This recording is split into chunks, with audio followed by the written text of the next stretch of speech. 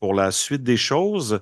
Bruno Lombard, des Amis du monde diplomatique et de la Compagnie turquoise, l'EMI au travers d'une pièce de théâtre pour collégiens. Pourquoi pas le théâtre, effectivement, pour l'éducation aux médias, avec une médiation interactive et échange. Alors, je vous présente Bruno Lombard. Il est diplômé AES de Nanterre en 1977. Il a fait son DESS à Paris-Dauphine, début des années 80, contrôleur de gestion du groupe BP, groupe Le Monde depuis 1988, successivement contrôleur de gestion du Monde, directeur financier de l'imprimerie, directeur adjoint de la gestion, directeur de la trésorerie du groupe Le Monde et depuis 1996, directeur de la gestion du monde diplomatique en tant que membre du directoire depuis 1999. 100% du plan diplomatique. Maintenant, le monde a donc le contrôle total du monde diplomatique comme filiale. Il est retraité depuis 2020, donne des conseils en finance, en développement auprès du directoire. Il est correspondant des Amis du monde diplomatique à Montréal, président de la compagnie théâtrale professionnelle L'Embellie Turquoise. Alors, nous accueillons Bruno Lombard. Est-ce qu'il est en personne, Marc, ou Non, je suis à OK, d'accord, distance. excusez-moi, parce que c'était écrit qu'il était sur place. Désolé. Alors, je vous laisse la parole pour les 15 prochaines minutes et bienvenue. Oh, merci. Alors, je crois il y a un, il y a un PowerPoint qui est sur place que Je je vais peux faire l'activer et le diffuser. défiler. Voilà. Alors, effectivement, je voulais vous parler d'un projet qui associe l'EMI dans le cadre du Clémy, enfin, référencé Clémy et Semaine de la presse et des médias à l'école avec du théâtre. Ce qui permet de donner un cas concret de, de, de ce que peut être l'information concrètement dans la vie de tous les jours, notamment dans des télévisions d'information en continu. Alors, comment le projet a émergé? C'est la directrice artistique de la compagnie théâtrale L'Embellie Turquoise qui est toujours à l'affût de nouveaux textes et qui a trouvé un texte sur un site qui s'appelle le Proscenium, qui propose des textes de toute nature. Ce sont les auteurs qui déposent des textes et quand on a un projet, on peut, voilà. Alors, voilà, c'est ce que je vais vous présenter, le projet EMI de la compagnie, les médiations introductives qui sont en partenariat avec les Amis du monde diplomatique et le spectacle qui s'appelle En route pour le Pulitzer de Pascal Martin.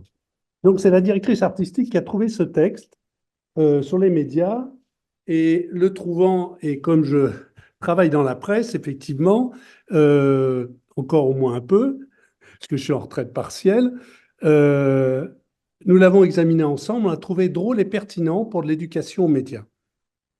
Donc, on a décidé de bâtir un projet. Et alors, la compagnie a une expérience pédagogique, c'est-à-dire que on joue bien sûr aussi pour le grand public, mais beaucoup pour les établissements scolaires, et on fait des médiations introductives à nos spectacles avec des ONG internationales et des professionnels, de manière à avoir du contenu vraiment et que les élèves apprécient complètement le spectacle dans ce qu'il veut traiter.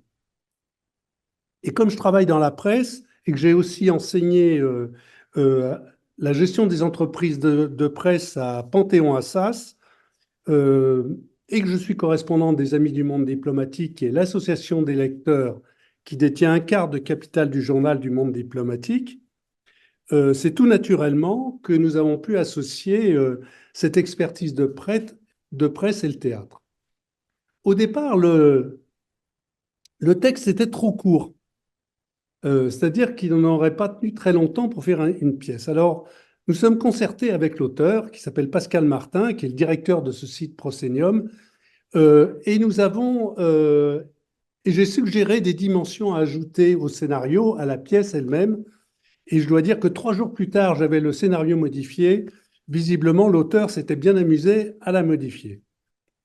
Alors, ces médiations introductives qui sont en partenariat avec les Amis du monde diplomatique, on va peut-être passer aux diapos suivantes pour rappeler ce qu'est le monde diplomatique. Alors, on a là donc, le monde diplomatique, le mensuel, qu'un certain nombre parmi vous doivent connaître. Si on descend à la diapositive suivante, on a, voilà, le monde diplomatique est traduit en 28 langues. Ce n'est pas un groupe de presse, c'est un réseau. Des éditeurs qui viennent et qui traduisent, et on a 35 éditions. Vous en voyez quelques exemples. On passe à la suivante. Le monde diplomatique publie aussi un bimestriel qui met des focus sur des sujets d'actualité internationale, de société, d'économie et autres, et aussi des hors-séries. Et actuellement, nous avons un manuel d'autodéfense qui vient de paraître, d'autodéfense intellectuelle, pour démonter des idées reçues en histoire. Alors, nos médiations, on passe à la diapo suivante, ont pour but d'interroger les élèves et les étudiants sur leur rapport à l'information. Alors, la première chose que je fais dans une médiation, c'est me présenter, dire qui je suis. Parce qu'on voit trop souvent des experts à la télévision, des tautologues, comme on dit, c'est-à-dire des experts qui semblent tout savoir, qui peuvent parler sur tous les sujets, sans forcément vraiment dire où est-ce qu'ils émargent financièrement. Donc, c'est important de dire, avant d'intervenir, voilà, je suis cette personne-là et voilà à quel titre j'interviens. Alors, après, je présente effectivement cette diapositive vous avez en haut le titre, l'information, non, on va remonter, l'information sur tous les fronts, avec Greta Thunberg qui parle. Et donc, j'interroge les élèves. C'est la thématique qui a été retenue par le CLEMI pour la semaine de la presse et des médias à l'école pour 2023 et 2024. On peut comprendre compte tenu des contextes guerriers actuels. Et donc, je les fais réfléchir et je leur dis cette image et ce titre, à quoi ça vous fait penser?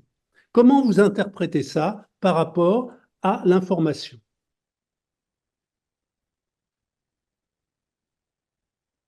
Je passe ensuite une fois qu'ils nous ont parlé un peu de ça, on passe à la diapo suivante. Je vais expliquer comment fonctionne la presse à partir de la fabrication du monde et du cycle quotidien d'un journal qui se fait rapidement, qui doit obliger à être très réactif, etc., depuis sa conception jusqu'à sa diffusion. Ceci me permet, diapo suivante, de présenter les métiers, parce que souvent les jeunes pensent que travailler dans la presse, c'est uniquement être rédacteur, grand reporter sur le terrain. En fait, il y a plein d'autres métiers, et peut-être que ça peut amener des vocations chez certains élèves. En tout cas, on a pas mal de demandes de stages, notamment à partir de la troisième ou autre. On accueille très régulièrement des stagiaires au journal. Puis, je leur pose la question du numérique. Par rapport à la presse imprimée et ce qu'on vient de voir, que change le numérique dans la collecte de l'information, sa transformation et sa diffusion? On passe à la diapo suivante. Donc, voilà, je leur situe avec ce schéma. Avant, nous avions quelques médias qui étaient reconnus, on savait qui c'était, qui ils étaient, on pouvait en penser ce qu'on voulait, mais on savait ce que c'était. Maintenant, on a une profusion, ça arrive dans tous les sens, ça part dans tous les sens, et on ne sait pas toujours qui est qui. Est-ce que c'est des vrais journalistes? Est-ce que ce ne sont pas des journalistes? Qui est-ce qui invente? Qu'est-ce qui est faux? Qu'est-ce qui est vrai? On a une vraie profusion qui pose question. On passe à la suivante. Donc, je leur dis, bon, c'est bien, on a plein d'informations, peut-être qu'on en a trop, mais qu'est-ce qu'une information? Et là, il y a une petite vidéo du CLEMI qui montre 4 élèves qui se retrouvent après le week-end et qui vont discuter concrètement en pensant donner une information. Et en fait, il n'y a qu'un seul élève qui a une vraie information, qui est vérifiée, qui l'a vérifiée, qui présente de l'intérêt pour le groupe et même pour la ville, il a fait vraiment ce travail d'investigation autour de l'information, contrairement aux autres qui racontent simplement des anecdotes ou des potins. On continue. Et là, je leur demande comment ils s'informent. Par deux biais. La première, qu'est-ce que vous connaissez comme journaux, comme télévision, etc. Et vous, comment vous vous informez? Donc, on arrive très vite, diapo suivante, aux médias, aux moteurs de recherche et aux réseaux sociaux. Bien sûr, ils connaissent tous ces sigles, donc il n'y a aucune difficulté pour eux pour s'y reconnaître. On continue, et j'arrive sur cette image qui est un peu caractéristique, où je leur demande qu'est-ce que vous voyez? Ce qui permet de montrer une phase d'addiction où on ne regarde plus que dans un seul sens, mais on est attiré par les réseaux sociaux.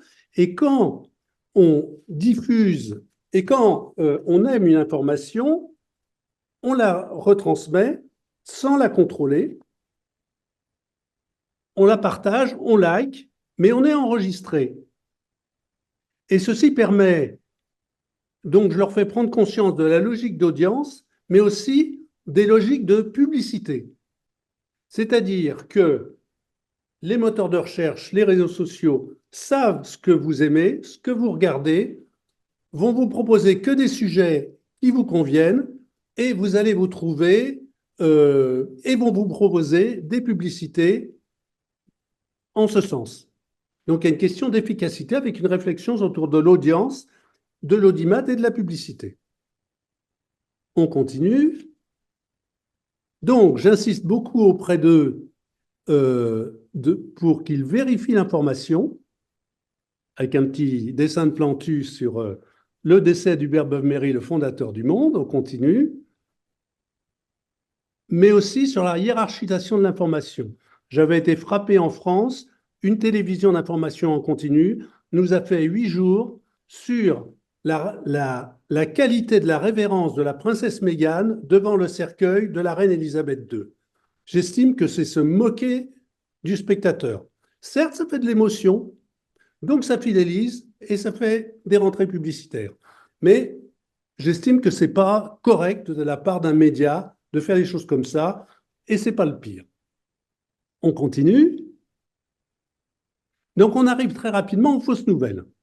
Donc on va parler des fausses nouvelles, y compris avec une petite vidéo faite aussi par le Clémy, qui montre un élève qui paye une enseignante pour avoir une bonne note. Et la vidéo décrypte en montrant que l'élève avait donné de l'argent pour un voyage scolaire, et comme c'était un bon élève, il avait tout le temps des bonnes notes. Mais qu'un petit montage vidéo bien fait faisait croire que l'élève avait acheté la prof. On continue. Alors, je leur montre des exemples de fausses nouvelles qui les accrochent. Alors, le sport, typiquement, là, c'est du football. Donc là, ça les accroche toujours et ils voient tout de suite, rapidement, que c'est une fausse nouvelle. Et une deuxième que je vous montre, liée à l'actualité, à un moment de grève, alors que le roi Charles III devait venir à Paris, il avait décommandé, c'était pendant une grève des éboueurs à Paris, contre la réforme des retraites, et il y a ce montage. Bon, on se doute très rapidement que c'est faux, mais bon, ça c'est des fausses nouvelles plutôt parodiques. Et puis après, on regarde, donc, page suivante, pourquoi il y a des fausses nouvelles. Donc, alors, je ne leur montre pas tout de suite ce passage-là, je leur pose la question, pourquoi quelqu'un fabrique une fausse nouvelle et la diffuse? Donc, on a ici les 4 grands thèmes, et après, je leur donne des recettes pour se poser la question face à une information en général, mais surtout si elle leur paraît bizarre, je leur donne un certain nombre de questions à se poser afin qu'ils sachent décrypter. Et je leur dis surtout si une information vous semble bizarre, parlez-en entre vous, parlez-en en famille, parlez-en à vos enseignants, allez voir au CDI, vous arriverez à décrypter. ne vous contentez pas seulement de ce que vous recevez, allez chercher de l'information auprès d'autres choses que les vecteurs, que les réseaux sociaux qui vous envoient habituellement de l'information. On continue. Donc, on va arriver très vite à la théorie aux théories de complot, où je leur explique pourquoi, pareil, il y a des théories du complot. Ah, j'avais oublié qu'avant, sur les fake news, je leur demandais aussi des exemples de fake news qu'ils avaient repérés. Donc, je leur montre la théorie des complots, je leur explique la théorie des complots, et diapositive suivante, je leur explique aussi comment résister à des propos complotistes, avec quelques règles principales. Pas la peine de se brouiller avec ses amis, ni de s'épuiser à argumenter, de réagir de manière frontale. Il faut plutôt faire expliquer, tout en étant ferme sur l'inacceptable, et inciter à l'action. Si quelqu'un est convaincu d'un complot, eh ben, il n'a qu'à agir en s'engageant dans une association ou autre. Alors après, on continue. Si j'ai le temps, j'aborde différents sujets. On va défiler. Je peux aborder la question des décodeurs, c'est-à-dire des cellules de décodage des journaux. Ensuite, on continue. Je peux parler de l'indépendance des médias à travers la carte qu'a fait le Monde diplomatique sur la détention des médias en France, avec qui possède quoi. Et du coup, est-ce que ça a une influence sur la ligne éditoriale du journal, de la télévision, de la radio? On sait que c'est vrai, mais en visualisant qui possède quoi. Alors c'est un grand poster, hein, celui-là n'est pas très forcément lisible, mais c'est un grand poster qu'on peut acheter même, et donc on peut facilement voir qui possède quoi. On continue. Alors je peux montrer aussi, en fait, cette partie de la médiation, c'est un peu en fonction de comment évolue la médiation elle-même et en fonction de la réactivité des élèves. Ici, c'est montrer comment des unes à répétition avec des titres orientés peuvent orienter de manière malsaine la société en général. Voilà. Donc, je montre ce cas où on peut orienter. Je montre comment la presse peut fabriquer des candidats. Ça, c'est de la presse d'avant l'élection présidentielle de 2017, alors que Emmanuel Macron n'était pas vraiment connu, et vraiment la presse a fabriqué son image et l'a monté en candidat quand l'autre candidat, François Fillon, n'était plus en mesure de se présenter. La presse a fait émerger ce candidat, l'a fait connaître. On continue. Et puis je peux parler aussi des lanceurs d'alerte, Julian Assange, qui a été énormément traité dans le monde diplomatique pour le défendre, ou de Edward Snowden. On continue. Alors voilà la pièce. Donc nous avons une pièce qui s'appelle En route pour le Pulitzer, qui montre sous forme de comédie une dérive de l'information. Donc ce spectacle est reconnu aussi par le Clémy pour la semaine de la presse et des médias à l'école. On a ici donc deux reporters qui sont dans une province profonde pour faire une enquête. Leur voiture tombe en panne. Ils sont dans un désert numérique. Impossible de communiquer avec leur antenne. Pendant ce temps-là, la chaîne d'information qui les envoie perd des parts de marché car les autres chaînes de télévision, elles sont arrivées sur place. Donc, il va y avoir une forte pression parce que les tarifs de la publicité baissent, du chiffre d'affaires publicité est perdu par la chaîne de télévision. Donc, il va y avoir une forte pression auprès des journalistes pour qu'ils sortent une information et ils ne peuvent pas sortir. Donc, ils vont bidonner une information.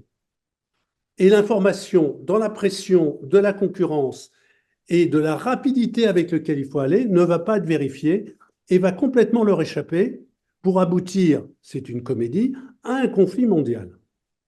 Alors, on passe à la diapo suivante. Nous avons, de ce fait, 3 lieux sur la scène. Nous avons à droite les 2 journalistes qui font un reportage À gauche, nous avons le plateau de télévision et au centre, la télévision.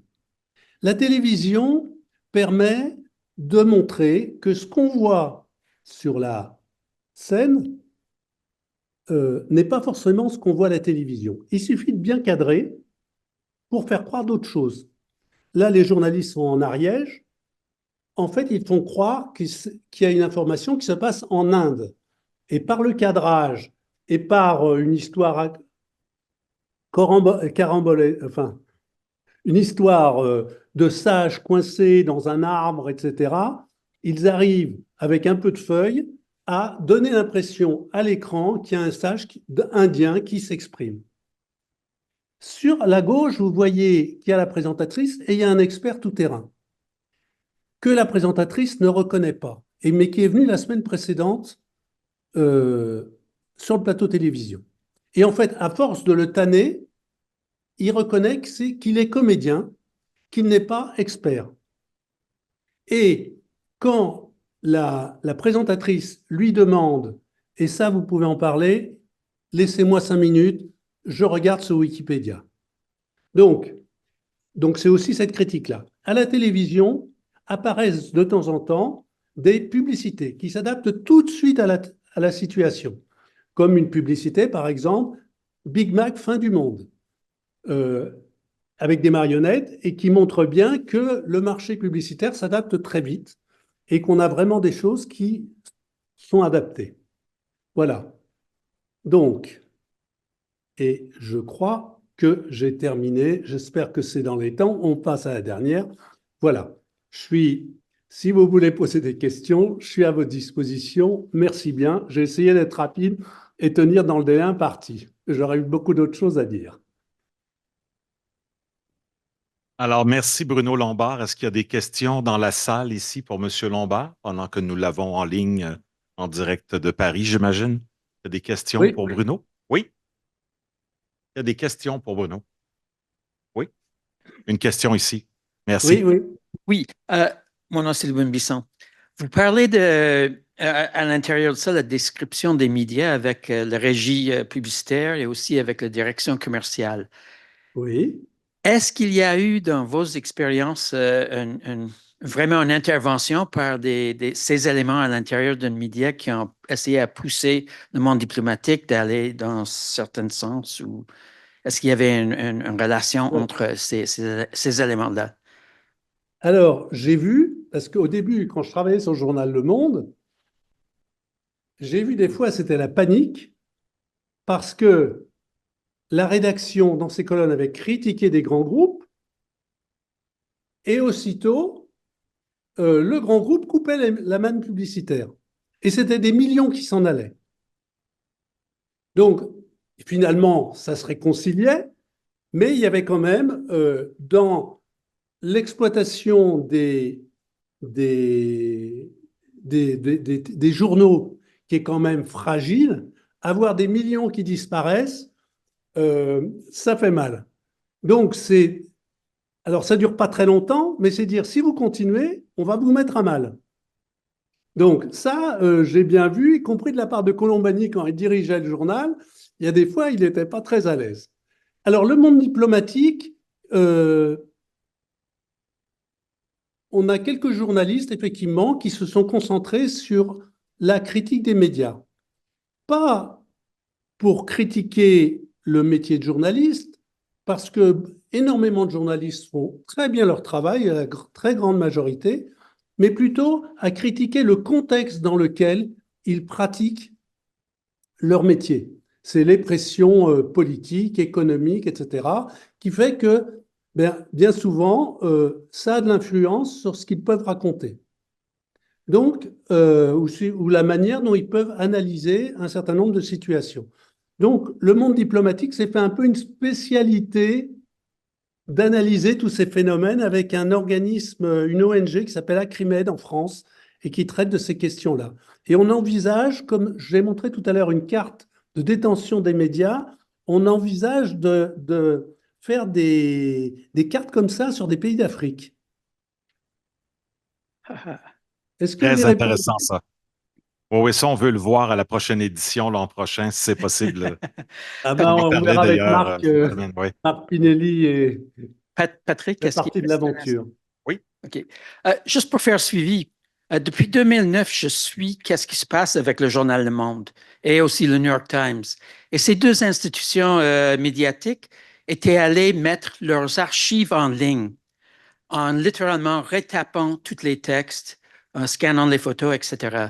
Et ils ont été allés par le reverse engineering vers le début. So, pour le Monde, c'est jusqu'à telle date et New York Times n'a pas encore terminé. Mais depuis 2009, 3 mois par année, plus que 75% de leur chiffre d'affaires en ligne viennent des archives. Aucune dépense sauf l'hébergement en ligne. Et si un mois normal, c'est 40% de leur chiffre d'affaires. So, quand on parle de le succès de le New York Times, et je n'ai pas de détails pour le monde, mais ça veut dire que le passé est en train à compenser ou même payer pour le présent. Est-ce que c'est quelque chose du genre que vous avez rencontré quelque part dans vos expériences? Alors, au monde diplomatique, Oui, nous avons toutes nos archives en ligne depuis la création en 1954. OK. Nous sommes aussi en train de créer une base multilingue. Pour le moment, il y a l'allemand, l'anglais, l'espagnol. Pour le temps qu'ils ont existé, c'est-à-dire il y en a qui ont 25 ans. Je crois qu'on va bientôt mettre l'italien qui a 30 ans. Donc, on a effectivement euh, un vrai corpus d'archives avec des choses tout à fait intéressantes. Par exemple, le sénateur John Fitzgerald Kennedy, qui a écrit dans le monde diplomatique avant d'être président.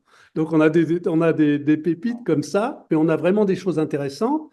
Euh, c'est vrai que la moitié de nos abonnés ont souscrit le supplément archive. Et OK. c'est vrai que ça contribue de manière un peu significative euh, au compte de résultats du monde diplomatique, ça c'est clair. Ah, On gagne plus que ce que gagnent les archives, mais les archives sont effectivement un socle économique intéressant. très Sachant que intéressant.